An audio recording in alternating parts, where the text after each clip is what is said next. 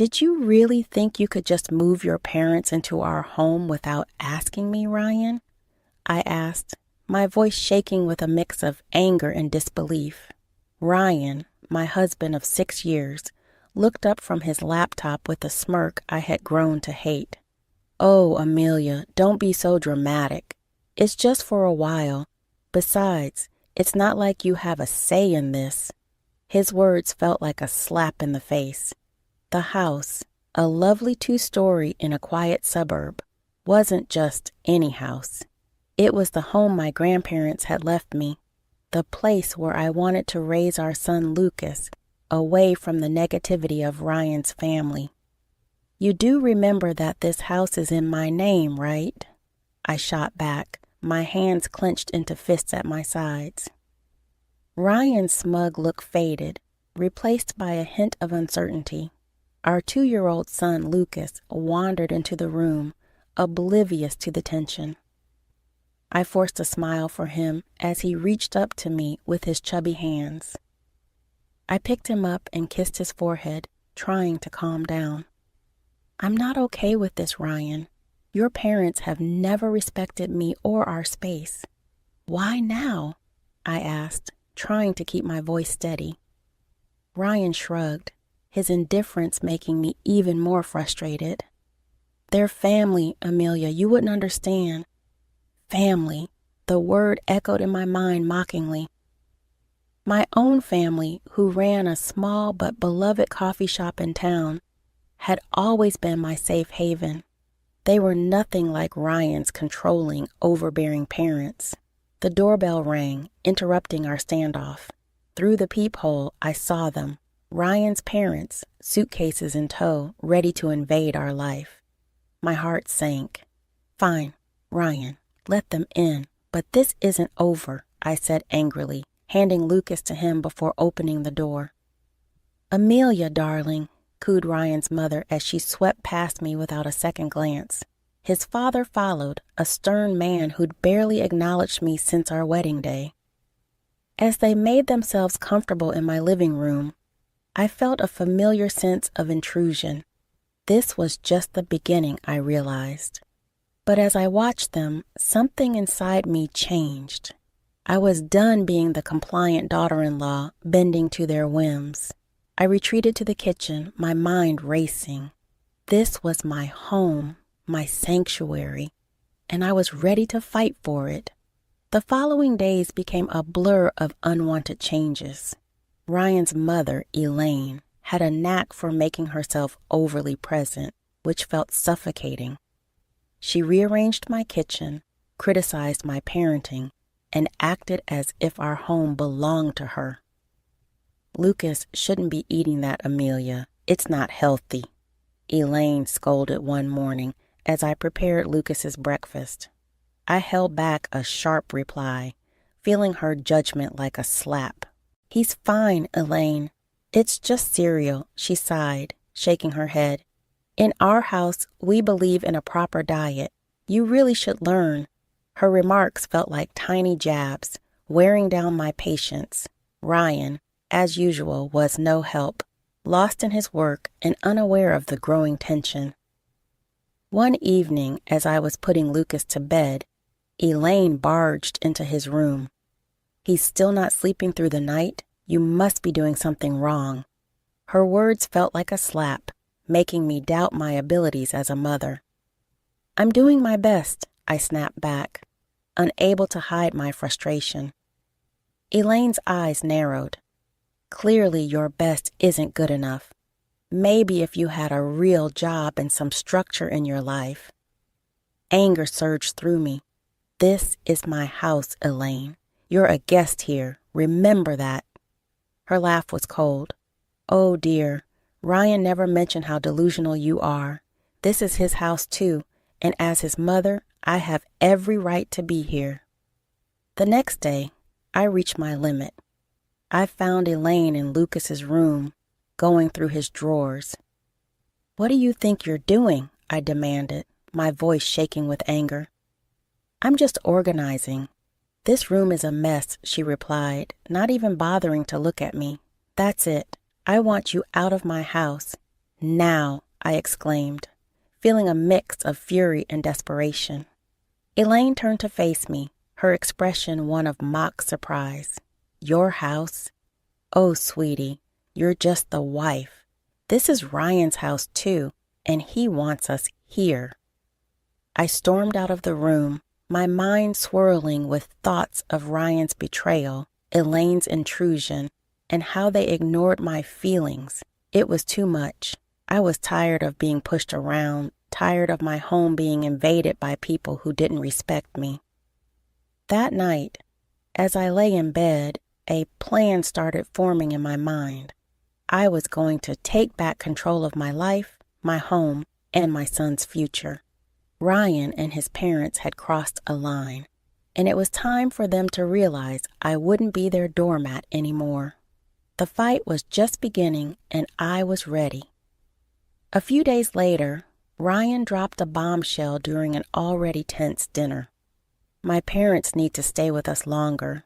Their house is undergoing renovations, he said casually, as if it were no big deal. I felt my anger rise. Longer? Ryan, we never talked about them staying here in the first place. He shrugged, avoiding my eyes. It's just for a few more weeks. What's the problem? The problem? Your mother treats me like I don't belong in my own home. I snapped, frustration boiling over. Elaine, overhearing us, chimed in with her usual condescending tone. Amelia, you're overreacting. We're family. You should be more understanding. That night, sleep escaped me. Their words kept replaying in my mind, fueling a growing determination. I wasn't going to let them control me anymore. It was time to take a stand. The next morning, I called my brother Alex, who had always been there for me. They're taking over my life, Alex. I can't handle it anymore, I confessed, holding back tears. Alex's voice was strong and supportive. Amelia, you have to stand up for yourself. Don't let them push you around. It's your house, your rules. His words gave me the courage I needed. I decided to talk to Ryan, but this time I would be prepared. I gathered evidence of Elaine's bossy behavior, the rearranged kitchen, the disrupted routines, her constant rude comments. The day of confrontation came. I waited until Elaine and Ryan were in the living room. We need to talk now, I declared, my voice steady, despite the turmoil inside me. Ryan looked up, taken aback by my tone. What's going on, Amelia? It's about your parents, Ryan. Their constant interference, their disrespect for my boundaries. It stops today, I declared, holding up my list of complaints. Elaine scoffed. This is ridiculous. We're just trying to be helpful. Helpful by undermining me all the time, by treating me like I don't matter in my own home. I shot back, my frustration boiling over. Ryan squirmed. Amelia, they're my parents. We can't just ask them to leave. No, Ryan. They're guests in my home and they've stayed too long. Either they go or I do with Lucas, I stated firmly, my determination clear. The room fell silent, my words hanging in the air. I saw Ryan's realization, but it was Elaine who spoke first. You wouldn't dare, she spat, her mask slipping. Try me. I won't regret standing up for myself, I retorted, my voice filled with determination. That night, Ryan's parents packed their bags. As they left, Elaine shot me a hateful look. You'll regret this, Amelia, she warned. But as the door closed behind them, I felt a weight lift off my shoulders. It was the first step in taking back control of my life, and I was prepared for whatever challenges lay ahead. The days after Elaine and her husband left were strangely quiet. Ryan's attitude towards me became cold and distant, our interactions minimal and strained. Yet, I found comfort in the peace of my home and the joyful laughter of Lucas. One evening, as Lucas played with his toys, Ryan announced, I have to go on a business trip. I'll be gone for a few weeks. His tone was indifferent, as if our troubled relationship had taken a back seat to his work. Fine, I replied sharply, barely able to hide my relief at the thought of his absence. After Ryan left, the atmosphere in the house shifted, feeling liberating. I started undoing the changes Elaine had made, each adjustment feeling like a small victory. But the real turning point came when I stumbled upon a series of emails on Ryan's laptop, left carelessly open. They revealed an affair, a betrayal that cut deeper than any of his mother's snide remarks. Anger, hurt, and a sense of betrayal swirled inside me. I knew it was time for Ryan to face the consequences. I began planning my next moves meticulously, each step aimed at making Ryan and his family answer for their deceit and manipulation. First, I secured my financial and legal position. I contacted a lawyer, explained my situation, and started the divorce proceedings. Then, I focused on the house, a symbol of my grandparents' legacy and my independence.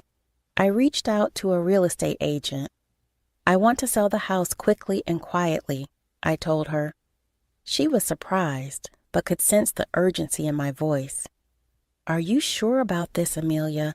Selling the house is a big step, she warned. I've never been more certain, I replied, fueled by a mix of betrayal and newfound determination. The house went on the market, and offers came in quickly. The idea of Ryan returning to find his control gone brought a bittersweet satisfaction. In the midst of all this, I leaned on my family for support. My parents were shocked by Ryan's actions and stood by me and Lucas. We're here for you, no matter what, my father assured me. Watching Lucas play, unaffected by the chaos, I silently promised to shield his happiness. Ryan's return was inevitable, but I was no longer the same person he left. Armed with truth and a plan, I was ready to confront him and take back my life. The day Ryan returned was heavy with tension. I had played out this moment in my head countless times, imagining every possible scenario, yet my heart raced as I heard his key turn in the lock. Amelia, I'm back, Ryan called out, his voice filling the now unfamiliar space. I stepped out from the kitchen, my stance firm. Welcome home, Ryan. We need to talk. He glanced around, noticing the changes I'd made. What's going on? The house looks different. I didn't falter. I sold the house, Ryan. It's no longer ours. Disbelief washed over his face. You did what? You can't just sell our house without telling me. It's my house, Ryan, and after what I found out, I don't think you get to say anything anymore, I said, my voice steady but tinged with simmering anger. He scoffed, trying to regain control. What are you talking about? The affair, Ryan. I know everything, I revealed, watching as his facade crumbled. His attempt to deny it was feeble and short-lived. Amelia, it's not what you think. I think it's exactly what it looks like. You betrayed me, our family, I retorted, the hurt clear in my voice. Ryan's expression shifted from shock to anger. You're overreacting. We can fix this. There's no we anymore, Ryan. I filed for divorce, I declared, handing him the papers. The ensuing conversation was a blur of accusations and denials, but I stood my ground. The man I married was gone, replaced by a stranger driven by selfish desires. As he stormed out, vowing to contest the divorce, I felt a mix of freedom and apprehension. I had taken the first step toward a new life, but the fight was far from over. In the following weeks, our situation became public. Ryan's once imposing parents were now entangled in their son's mess. Their attempts to reach out were met with silence. I had cut ties with them, focusing solely on Lucas and finalizing the divorce. The day of the court hearing arrived. Ryan looked defeated, the consequences of his actions finally sinking in. As the judge granted the divorce and custody of Lucas to me, I felt a sense of justice. Ryan's plea for reconciliation after the hearing fell on deaf ears. "You made your choice, Ryan. Now you have to live with it," I said, turning away from him for the last time. News of our divorce and Ryan's affair spread, tarnishing his reputation in relationships. His once proud and judgmental parents found themselves shunned by those who had once respected them. Walking out of the courthouse, holding Lucas's hand, I realized this wasn't just an end but a new beginning, a chance for me and my son to start fresh, free from deceit and manipulation. The future was uncertain, but it was ours to shape. Life after the divorce felt like stepping out of a long, dark tunnel into the light. I had regained control, not just of the house now sold, but of my life. Lucas, unaware of the grown-up troubles, flourished in the love and stability I provided. My days were busy but fulfilling, focused on rebuilding our lives and running the coffee shop, my sanctuary. The shadow of Ryan and his parents lingered, casting a pall over my life. One day, as I was closing the shop, Ryan appeared, looking disheveled and desperate, a stark contrast to the composed man I had once known. "Amelia, please, I need to talk to you," he pleaded, his eyes searching mine for a glimmer of the compassion we once shared. I hesitated, torn by conflicting emotions. "What do you want, Ryan?" "It's about the alimony and child support," he began, his voice filled with embarrassment. "I can't afford it. I lost my job because of the scandal, and my parents, they're struggling too." His words hit me like a cold shock. "That's not my problem, Ryan. You made your choices, and now you have to face the consequences." "But Amelia, I have nothing left. Please, for old time's sake," he begged, his voice breaking with despair. I felt a pang of pity, but it was quickly overtaken by the memory of his betrayal. Old time's sake, those times are gone, Ryan. You should have thought about the consequences before you cheated and lied. I turned to leave, but his next words stopped me in my tracks. "I'm sorry, Amelia. Truly I am. I was a fool and I ruined everything. Please help me." For a moment, I glimpsed the man I once loved, vulnerable and regretful. But the pain he had caused was too deep, the betrayal too raw. "I'm sorry, Ryan, but I can't help you. You need to figure this out on your own," I said firmly, closing the chapter of our shared past for good. As I walked away, leaving Ryan standing alone, I felt a sense of closure. The journey had been painful, filled with betrayal and heartache, but it had led me to a place of strength and independence. Life moved on. Lucas grew, his laughter and curiosity bringing joy to our home. The coffee shop thrived, becoming a place of warmth and community. And as for me, I found contentment in simple pleasures. The aroma of fresh coffee, the sound of Lucas's giggles, and the support of loved ones. Ryan and his parents became distant memories, their legacy a reminder of the consequences of betrayal. My journey taught me resilience and the importance of standing up for oneself. As I locked the shop that evening, I looked up at the sky, its hues signaling the end of another day. I smiled, holding Lucas's hand tightly. Our future was uncertain, but it was bright. We were moving forward step by step into a new chapter of our lives.